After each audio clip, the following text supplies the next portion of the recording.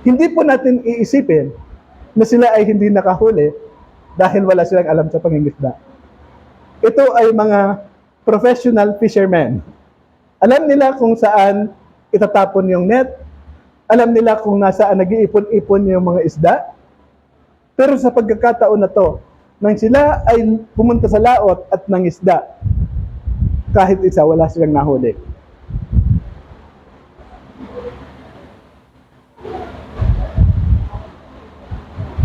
So ito po yung pinakaunang bahagi ng kwento. Sila ay lumakad na hindi nila kasama ang Panginoon.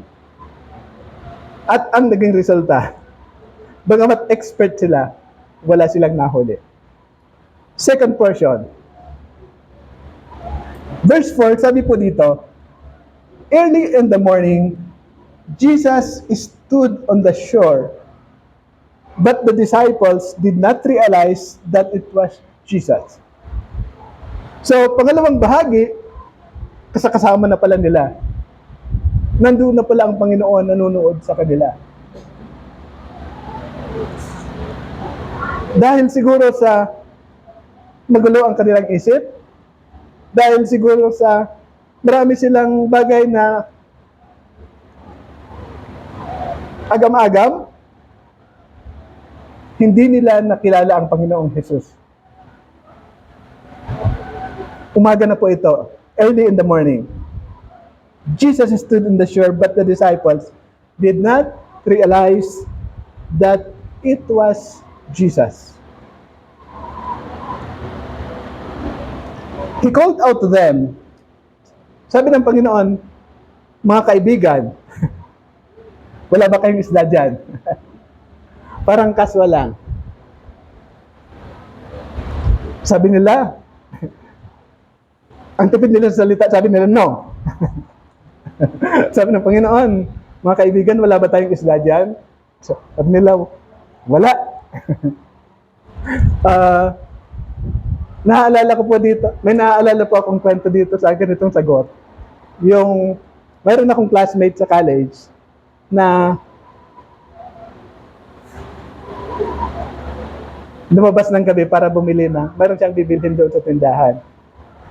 Nagkataon pala na yung tindera doon sa tindahan ay napagalitan ng amo bago magsara. Sabi ng classmate ko, mayroon ba kayong... Wala! Di pa niya nasasabi ko na bibili siya, wala na. So, dito po, yung mga disipulo, napakatipid din sa salita. Sabi ng Panginoon, meron ba kayong isda? Wala ba kayong isda dyan, mga kaibigan? Wala. So, yung manner ng ating mga pananalita o kaya ng kanilang pananalita, naghahayag din po ito ng kalagayan ng kanilang mga puso. Wala silang gana sa pagkakataon na yon. Maging sa mga pananalita, sila ay masyadong matipid sa pananalita. One word lang yung sagot nila kay Jesus. Pero sa kabila po ng lahat, sabi ng Panginoon, He said, throw your net to the right side of the boat and you will find some. When they did, they were unable to hold the net in because of the large number of fishes.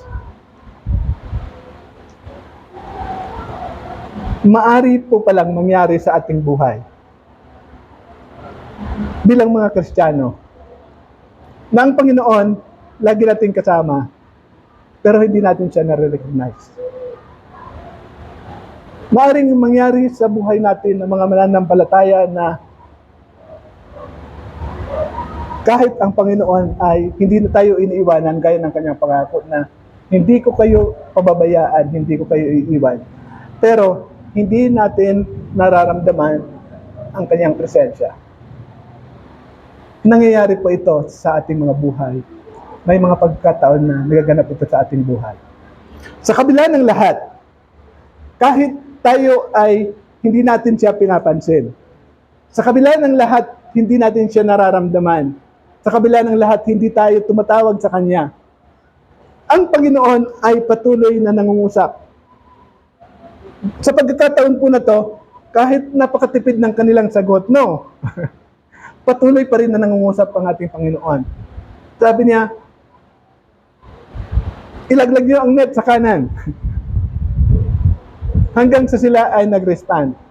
So, sa ating mga buhay po, laging nangungusap ang ating Panginoon.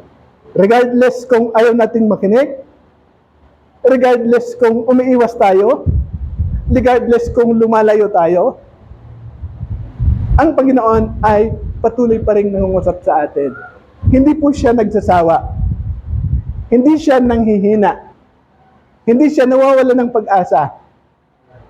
Patuloy niya tayong tinatawag kung tayo ay lumalayo sa Kanya. So ito po yung napakalaking biyaya ng ating Panginoon na lagi, persistent, patuloy tayo na inaakay ng ating Panginoon hanggang sa tayo ay makabalik uli sa Kanyang presensya. Hanggang sa muli nating ma-realize na siya pala itong tumatawag sa atin. Hindi lang natin guni-guni. Hindi lang bulong ng ating mga kapatid, kundi boses ng ating Panginoon. So dito po, sabi po doon, throw your net to the right side of the boat and you will find some. When they did, they were unable to hold the net because of the large number of fishes. So makikita po natin dito na kapag wala ang Panginoon, walang mangyayari sa atin kaya sa kanila. Kapag nandoon ang Panginoon, miracle happens in our life. Kapag wala ang Panginoon gaya sa kanila, walang nangyari kahit mga expert sila. Samantalang nung nandun na ang Panginoon,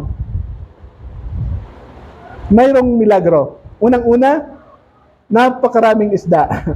Samantalang ang tagal na nila doon, pauwi na nga sila dahil wala silang nahuli. Nandoon lang pala sa kanilang kanan. Napakaraming isda. Sabi doon, 153. At sa kabila ng napakarami ng mga isda na kanilang nahuli, yung kanilang net ay hindi nabubutas o hindi napupunit. Kanilang hila-hila, napakarami nilang naghihila dahil nahihirapan sila. Matatag yung net. Sapagkat nandoon ang ating Panginoon. Miracle happens in our life when the Lord is present. When the Lord is at work. Yung unang pangyayari, nag-cast ng net. Pero hindi utos ng ating Panginoon. Yung kagustuhan lang nila. Yung huling pangyayari, minsan lang sila nag-cast ng net, pero utos ng Panginoon. At nakita po natin ang resulta. Maganda, may milagro, marami silang nahuli. Okay. Now, next portion ay nung na-recognize na nila na ang Panginoon pala yung kanilang kausap. Kasi kanila hindi nila nakikilala, nakikipag-usap sila. Sumasagot lang sila doon sa naririnig nilang boses, pero hindi nila kilala kung sino yun. Sabi po dito, verse 7, then the disciples of Jesus' love said to Peter, "It is the Lord." As soon as Simon Peter heard him say, "It is the Lord," he wrapped his outer garment around him, for he had taken it off, and jumped into the water. The other disciples followed in the boat, towing the net full of fish, for they were not far from shore, about 100 miles. So nakita po natin nang kanilang makilala na ang kanilang kasama pala ay walang iba kundi ang ating Panginoon. Lahat ng kanilang pagod, lahat ng kanilang panghihina, lahat ng kanilang agam-agam ay napalitan bigla ng sigla. So, in the presence of the Lord, there is fullness of joy.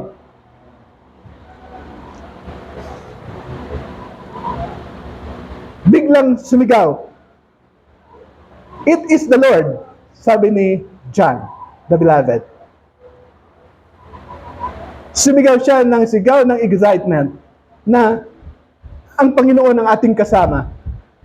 Hindi niya tayo iniwan. Nandito siya. Kaya tayo nakahuli ng napakaraming isda.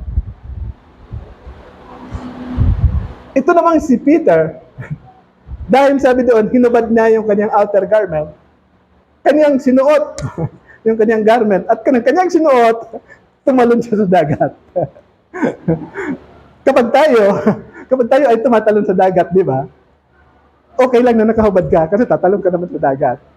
Pero dahil sa kanyang excitement, na nandoon ang Panginoon, kanilang kasama, nakilala nila, nang siya ay magbihis, tumalon siya sa dagat.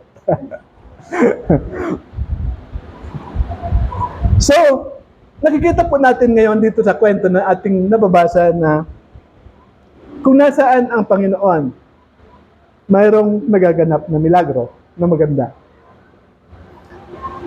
Kung nasaan ang Panginoon, mayroong revival. Kung nasaan ang Panginoon, mayroong refreshment. Na-refresh po silang lahat.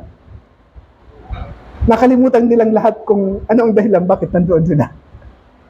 Napalitan lahat ng sigla. Na ang Panginoon ay kanilang kasama. The presence of God give them unspeakable joy. The presence of God refreshed their tiredness. Yung kanilang mga pag-aalinlangan, mga agam-agam. Napalitan lahat ng sigla sa presensya ng ating Panginoon.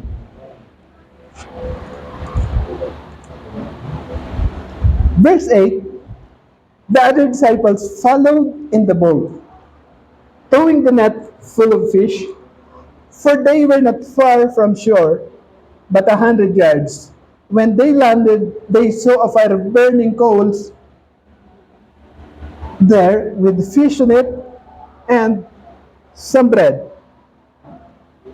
Jesus said to them, "Bring some of the fish you have just caught." So Simon Peter climbed back to the boat and dragged the net ashore. It was full of large fish. 153, but even with those many, the net was not torn.